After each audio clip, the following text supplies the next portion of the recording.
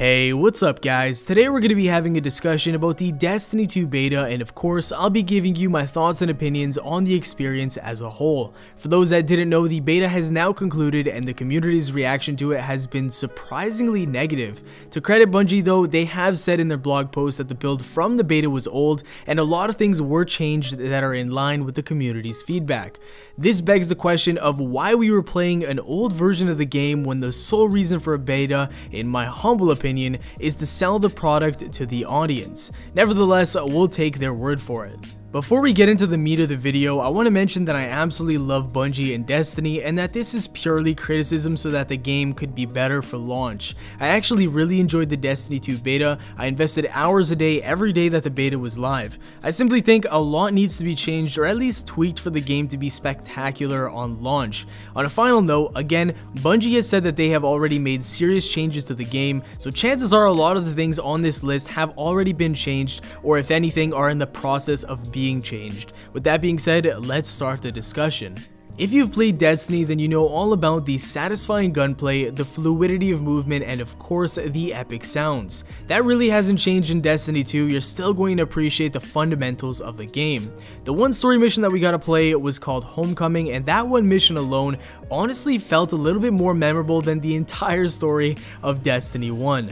The direction of the story mission was great, it didn't feel repetitive at all, and most importantly, it actually felt like we had a purpose. The enemies felt pretty dynamic and the environment was absolutely beautiful. The graphics have had a massive improvement as well, mostly because Bungie dropped the old generation consoles. It'll look even better on a PC with uncapped frame rate and of course a 4K resolution. Bungie has even come out and said that there's going to be a whopping 50 cutscenes in Destiny 2. I honestly think that the story will be the greatest feature as opposed to Destiny 1, where it was probably the worst. Needless to say, I'm not worried about Destiny 2's story in the slightest. Moving on, we got the chance to experience the inverted Spire Strike. This is where I started to get worried because the strike itself was pretty average, and that's the one that they decided to show us in the beta. Remember, betas are usually meant to show off the best the game has to offer.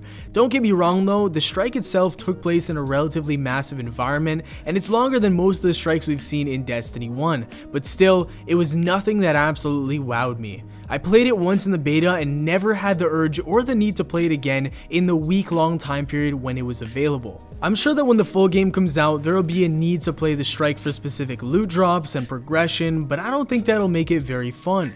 The strike didn't have any mechanics that made it even the slightest bit difficult, and the boss was basically just a bullet sponge. Let's not even mention the fact that the boss was a poorly reskinned Atheon from the Vault of Glass raid in Destiny. I would have loved to see the boss change his attack and defense capabilities as we drop down to each new floor during the boss fight. I'm just hoping that they can add that little bit of something to the strike to make it a lot more enjoyable. Also, I won't be talking about the ammo and weapon economy in PvE, as an employee of Bungie, aka Luke Smith, the creative director of Destiny 2, has already confirmed that power weapon ammo drops a bit more in the newer builds. Thank God, we'll be having a lot more fun in the actual build of Destiny 2. We'll be able to use our power weapons a lot more, and that'll actually make us feel a lot more powerful. So that's something that makes a massive impact just on its own.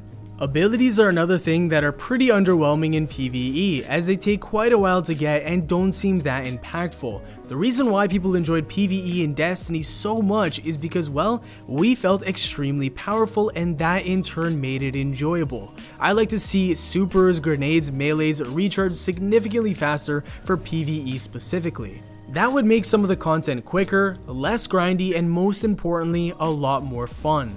Since we haven't seen much more than just the first story mission and a single strike, there isn't too much more to talk about in relation to PvE, so let's move on to the Crucible.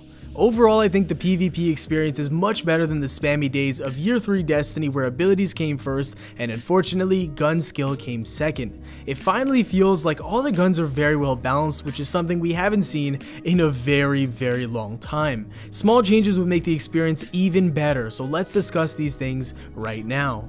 One of the biggest problems right now is the lack of competition in the power weapon slot. At the moment, if you ask the typical person, they would probably say that the fusion rifle is by far the best weapon. I don't think it's necessarily overpowered, but I do think that it could use a little bit of a nerf. Now, I don't think a nerf in terms of damage and range would be very good. We've seen what happens when Bungie nerfs weapons in Destiny Year 1, Year 2. We've seen it happen so many times, so I'd very much like the actual amount of ammo to be cut from 6 to maybe 3 or 4. That's a much more healthier amount. At the same time, I'd also like to buff some of the other power weapons. More specifically, the sniper's flinch should be reduced, as it's nearly impossible to land a shot while being fired at. Another thing that we could do is very slightly increase the shotgun headshot multiplier, and last but not least, the grenade launcher definitely needs an increase in the damage that it does. I tried out the grenade launcher and I could not get a one-shot kill with this thing unless I literally impaled my target.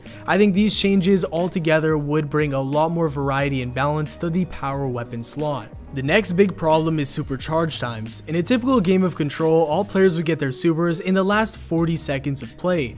This means players would feel forced to use them before the game finished, and nothing really meaningful would come from this. Increasing the amount of super energy you get from a kill would not only help by giving players supers slightly quicker, but it also would reward those playing well. Another thing I noticed is the Arc Strider super felt pretty underwhelming compared to the other roaming supers such as the Sentinel and even the Striker. I think a movement speed increase while in the Arc Strider super would be very appropriate. To recap, these three things, power ammo, supercharge times, and Arc Strider speed, are my three complaints when it comes to balance in PvP. Other issues that I found were with things relating to servers and new features that were added to the game. In the full week of PvP, I traded kills with an opponent more times than I could count. I also experienced many situations where an opponent would not take any damage, and then of course, there was the notorious melee whiffs that simply wouldn't register. All of this would have probably been fixed, but it wasn't with the addition of dedicated servers. Since we're not getting dedicated servers for Destiny 2, it's safe to assume that issues like this and lag will be ever so present like they were in Destiny. This makes me extremely upset because it was at the top of probably everybody's wish list right behind a cohesive story, but I digress. Lastly, it's quite clear that Bungie went down the participation trophy route for PvP based on assists counting as kills. In my opinion, I think that's a little bit ridiculous, but Overwatch did it successfully, so I kinda gave it a chance. But getting double kills and triple kill medals without finishing any kills is also present, which to me is definitely not right. They likely won't change this in PvP, so I just hope that participation mentality isn't brought forward for PvE activities. So that is basically all of the concerns that I have with Destiny 2. I would have added the reduction of skill-based matchmaking in quick play, but honestly at this point it's not even worth it.